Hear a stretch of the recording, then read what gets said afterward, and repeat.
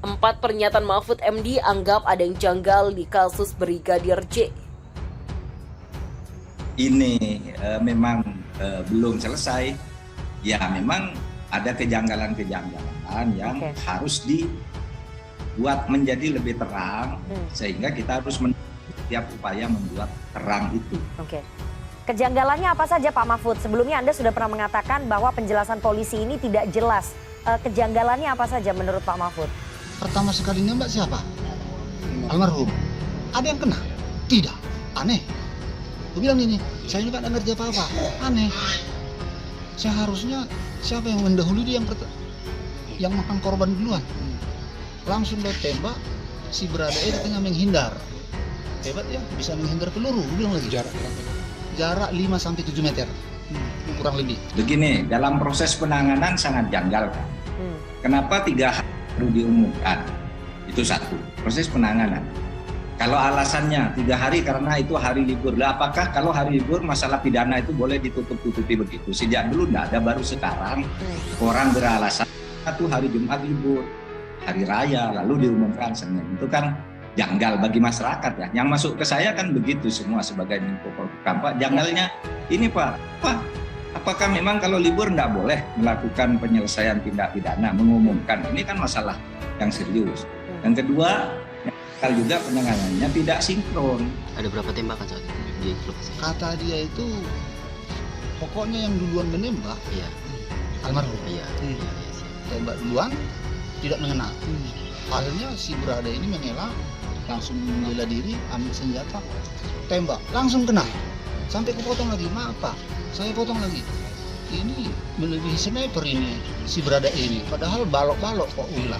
Sedangkan anak saya ini lulusan fotokosek nih. Kalau nggak terpilih, dia terbaik nggak mungkin dikirim ke Mabes. Poin juga sniper terbaik di Bangko ya? Itulah membuat kejanggalan Bapak. Nah, terus apa? Secara awam pun kita pikirin memang berjanggal. Anak kita yang duluan nembak tidak kena. Jadi si Beradae ngambil diri nembak, langsung kena. Oyonglah anak kita ini katanya langsung menembak membayu buta begini. Bukti ada di sana bolong-bolong. Jadi dalam pikiran saya bolong-bolong bisa saja dibolongin begitu. Jadi teruslah dia cerita, itulah kronologisnya, baru tergeletaklah. Saksi kunci Pak, itu kan rumah jenderal, bintang 2 loh. Biasanya rumah seorang jenderal safety-nya sangat tinggi, berupa CCTV. Kadang si kombes yang di sini langsung kayak kepanasan lah bilang gitu. Wah itu kan rumah dinas, beserta dia. Di rumah dinas tahu lah Pak, itu nggak lengkap semua. Masa nggak lengkap rumah dinas seorang jenderal? Alasannya nggak lengkap.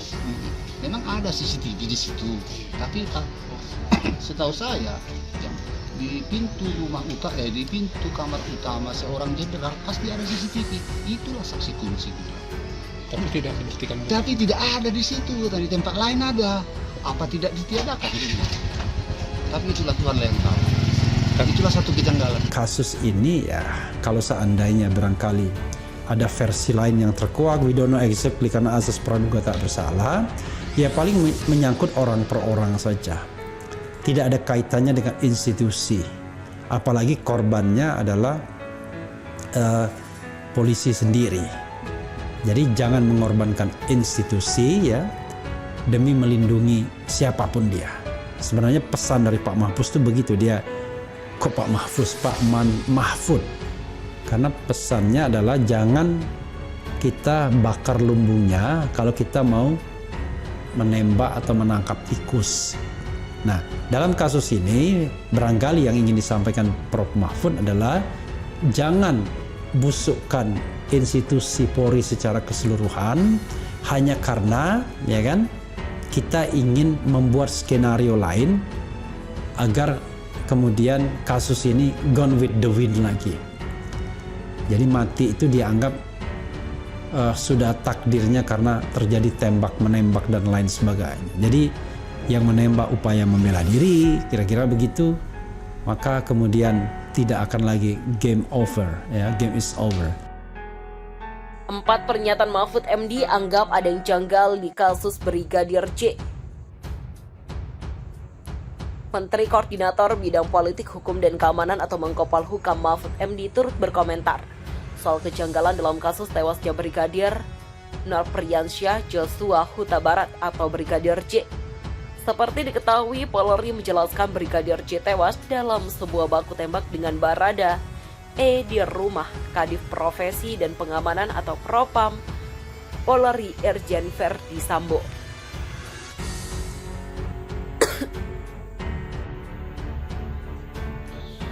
Mahfud menyebut Polri juga tak jelas dalam menjelaskan hubungan sebab dan akibat pada kasus polisi tembak polisi ini.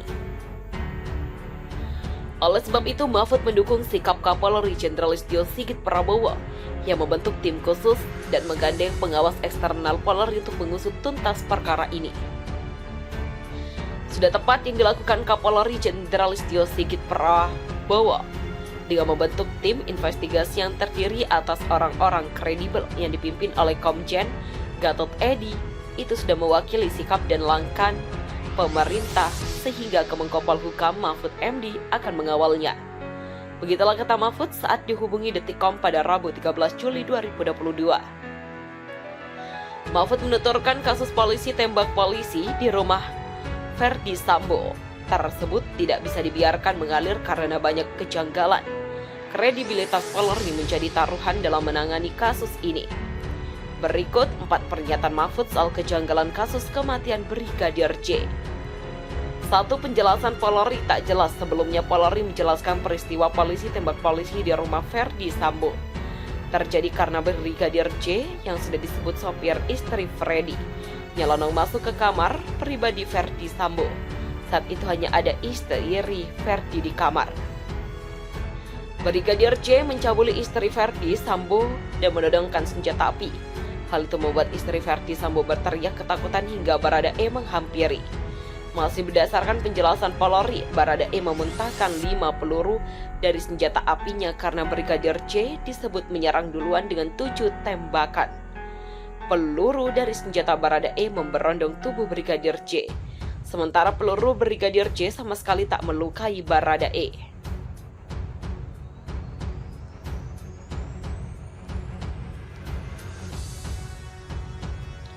Bagi Mahfud, penjelasan tersebut jelas kasus ini memang tak bisa dibiarkan mengalir begitu saja karena banyak kejanggalan yang muncul dari proses penanganan maupun penjelasan Polri sendiri yang tidak jelas hubungan antara sebab dan akibat setiap rantai peristiwa, begitulah tuturnya.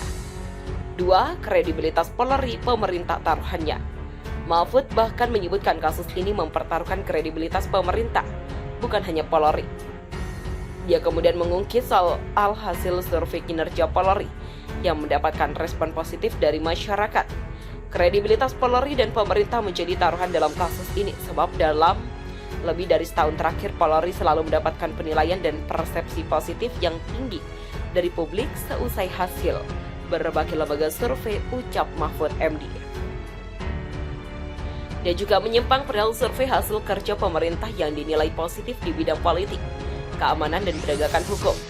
Kinerja positif pemerintah dikontribusi secara signifikan oleh bidang politik dan keamanan, serta penegakan hukum hasil survei begitu adanya imbu dia.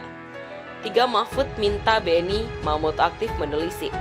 Selain itu, Mahfud mengaku berkomunikasi dengan Sekretaris Kompolnas dan Ketua Harian Kompolnas, Beni Mamoto. Dia meminta Beni aktif menelisik kasus tersebut.